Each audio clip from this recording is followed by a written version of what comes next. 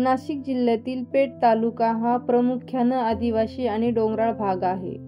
निसर्गाने संपन्न असलेला हिरवागार डोंगरांनी नटलेला हा परिसर पावसाळ्यामध्ये मोठ्या प्रमाणात पाण्याने भरून जातो.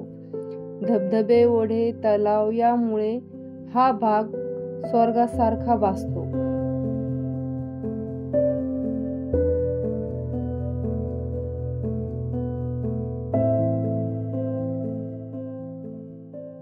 मात्र हे सुख काही काळच टिकून राहते.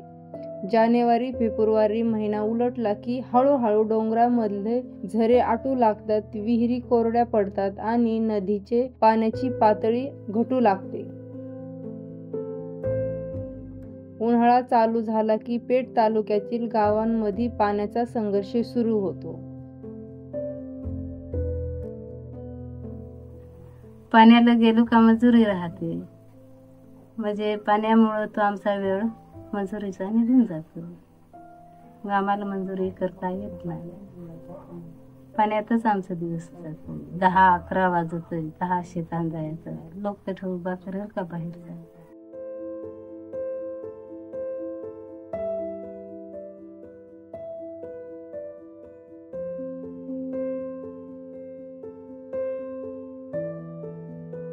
असं जमिनीत झिरप खोदत्यात, तिथून काही घाण विहिरी, ते विहिरीतून पाणी बाया घेऊन जातात. काही बायांना 2-3 किलोमीटर पाणी घेऊन जावं लागत. डोकीवर हांडे, एवढा उन्हातानात बाया आमच्या पाणी वाहतात. या संघर्षामध्ये सर्वात जास्त त्रास महिलांना आणि मुलींना सहन करावा लागतो. रोज पहाटे उठून डोंगरदऱ्या पार करीत 3-4 किलोमीटर अंतरावर असलेल्या विहिरीवर किंवा ओढ्यावर जावे लागते. तिथे पाणी मिळेल का नाही याचीही खात्री अनेक वेळा नसते. पाणी भरण्यासाठी रात्री बेरात्री पाणी भरावं लागतं, त्यामुळे झोप होत नाही. झोप होत नसल्याने आरोग्यावर परिणाम होतो.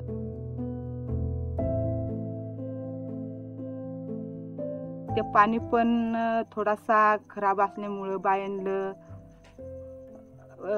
मुतखड्याचा आजार किंवा गर्भपिशवी, ते पाणी दूषित पेले नंतर त्यांना पोटाचा आजार होतो. मग त्याच्यात मुतखड्याचा आजार, कोणाला गर्भपिशवीचा आजार, अनेक त्याच्यात पाण्यामुळं आजार पसरले जातात.